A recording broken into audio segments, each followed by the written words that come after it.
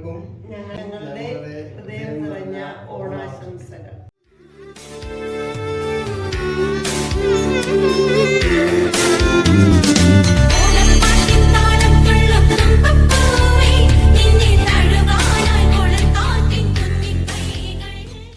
ചെറുപ്പത്തിലെ ഓണം എന്ന് പറഞ്ഞാലേ വളരെ രസകരമായ ഓണം തന്നെ എൻ്റെ ഓർമ്മയിൽ. കാരണം എന്താ വെച്ച് കഴിഞ്ഞാൽ ഞങ്ങളെ എല്ലാ അയലപ്പങ്ങളും കൂടെ കൂടും. കറിക്കരിയിലൊക്കെ പറമ്പിൽ എല്ലാവരും കൂടെ ഒത്താണ് സാമ്പാർ വയ്ക്കല്, അവിയൽ വയ്ക്കല്, അങ്ങനെ നല്ല രസമായിരുന്നു എൻ്റെ കുടുംബത്തിൽ. പക്ഷെ അത് കഴിഞ്ഞ് പിന്നെ അതുപോലെ തന്നെ അമ്മ ഒരു മൂലം തുടങ്ങി കൈകൊട്ടി കളിക്കാൻ പോകും. സന്ധ്യ അമ്മ പിടിച്ചിട്ടുണ്ടോ അമ്മേനെ ഉള്ളൂ. നല്ല രസമായിരുന്നു. അത് കഴിഞ്ഞ് എല്ലാവരും കൂടി ഭക്ഷണമൊക്കെ കഴിച്ച് ഒന്നാം ഓണം, രണ്ടാം ഓണം, മൂന്നാം ഓണം, നാലാം ഓണം, അഞ്ചാം ഓണത്തിന് കാടി ഓണം എന്ന് പറയും. അതെല്ലാം ബാലൻസ് വന്നത് കഴിക്കണേനാണ് കാടി ഓണം എന്ന് പറയുന്നത്. ഒന്നാം ഓണം ഉത്രാടം, രണ്ടാം ഓണം തിരുവോണം, മൂന്നാം ഓണം അവിട്ടം. അന്ന് ഇറച്ചി മീനൊക്കെ കേട്ടോ. വീതി വെക്കല്, കള്ള് വെക്കലൊക്കെ ഉണ്ട്. അത് പണ്ടത്തെ ആചാരങ്ങളാണ്. എല്ലായിടത്തും ഉണ്ടോയെന്ന് എനിക്കറിയില്ല. പിന്നെ നാലാം ഓണം ഗുരുദേവൻ്റെ ജയന്തി കൂടിയാണ്. ഈ പ്രാവശ്യം മാത്രം നമുക്ക് ഗുരുദേവൻ്റെ ജയന്തി കഴിഞ്ഞു പോയി. നാളെ രണ്ടുള്ളത് കൊണ്ട് ചതയാഘോഷം നേരത്തെ കഴിഞ്ഞു പോയി. ആ ഓണം ആഘോഷിക്കാൻ വേണ്ടി എത്ര സന്തോഷത്തിലാണ് ഞങ്ങൾ ഇരുന്നായിരുന്നത്. ഇപ്പൊ റെഡിമെയ്ഡ് ഓണം. ഇപ്പൊ റെഡിമെയ്ഡാണ് ഓണം. പക്ഷെ റെഡിമെയ്ഡ് ഓണം ഞങ്ങൾ ഇതുവരെ റെഡിമെയ്ഡ് ആക്കിയിട്ടില്ല കേട്ടോ. ഞങ്ങൾ ഉള്ളത് വീട്ടിൽ വയ്ക്കുള്ളൂ. എല്ലാവരും പറഞ്ഞു എന്തിനാ നിങ്ങൾ രണ്ടുപേരല്ലേ ഉള്ളൂ, ഓണം എല്ലാം വരുത്താൻ പാടില്ല, അതുപോലെ വീടുകളൊക്കെ ഉണ്ട് നമുക്ക്. അതല്ല, നമ്മുടെ വീട്ടിൽ അല്പം ഭക്ഷണം ഉണ്ടാക്കണമല്ലോ നല്ലത്. കിച്ചണിലാണ് അവിയലൊക്കെ ഉണ്ടാക്കാമെന്ന് വിചാരിച്ച്. എൻ്റെ മോന് ഇഷ്ടമുള്ള രീതിയിലുള്ള ഒരു അവിയലാണ്. ഓലൻ ടൈപ്പ് എന്ന് പറയും. തൈരൊക്കെ ചേർത്ത് തൈര് അല്ല പുളി ഇതാണ് ചേർക്കേണ്ടത്. ഞാൻ തൈരാണ് ചേർക്കുന്നത്. നല്ല ടേസ്റ്റ് ആയിരിക്കും. വളരെ ടേസ്റ്റാണ് അതിന്. അതുകൊണ്ടാണ് ഇങ്ങനെ ചേർത്തത്. കുറച്ച് തൈര് അവിയൽ തന്നെയാണ്, പക്ഷെ ഓലൻ ടൈപ്പായി. സൂപ്പറായി. പരിപ്പ് പായസമാണ് എന്ന് ഉണ്ടാക്കണം. 2 പ്രഥമ ഉണ്ടാക്കാറുണ്ട്. ടൈമോട് കൊണ്ട് ഒരെണ്ണം ഉണ്ടായി. ഞങ്ങൾ വരുന്നായിരുന്നില്ല. പിന്നെ മോനില്ലാത്തവണ് സങ്കടത്താൽ ഒരു വയസ്സാക്കി. തിരുവോണമല്ലേ.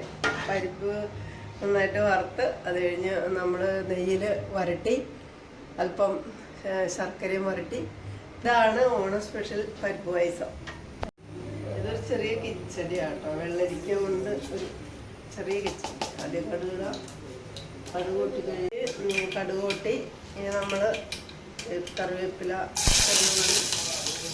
അതുപോലെ വൻമുളക്, വലിയ മുളക്, വെള്ളരിക്ക, അരിക്കട്ട,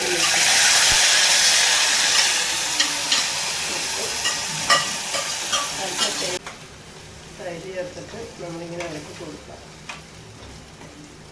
തൈര് കിച്ചിരി ചെറുതായി വെള്ളരിക്ക വെച്ചിട്ടാട്ടോ ചെയ്തേക്കണം. വെള്ളരിക്ക, അതുപോലെ പച്ചമുളക്, കറിവേപ്പില, ചെറിയ ഉള്ളി, കുറച്ച് വെള്ളരിക്ക വേവിച്ച് പച്ചമുളക് കൂടി വേവിച്ചിറക്കിയിട്ട് നമ്മൾ കുറച്ച് തേങ്ങയൊക്കെ അരച്ച് ചേർത്ത്, വേണമെങ്കിൽ തേങ്ങ അരയ്ക്കാം, അല്ലെങ്കിൽ തൈര് മാത്രം ചേർത്ത് ഇളക്കിയെടുക്കാം. അടിപൊളിയാണ്.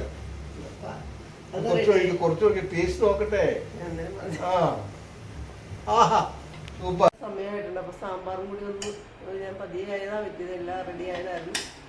അപ്പം അങ്കിളിന് തേങ്ങ വറുത്തരയ്ക്കണം. പാലക്കാട് മോഡൽ. അതാണ് ചെയ്തുകൊണ്ടിരിക്കുന്നത്. അല്ലെങ്കിൽ എപ്പോഴേ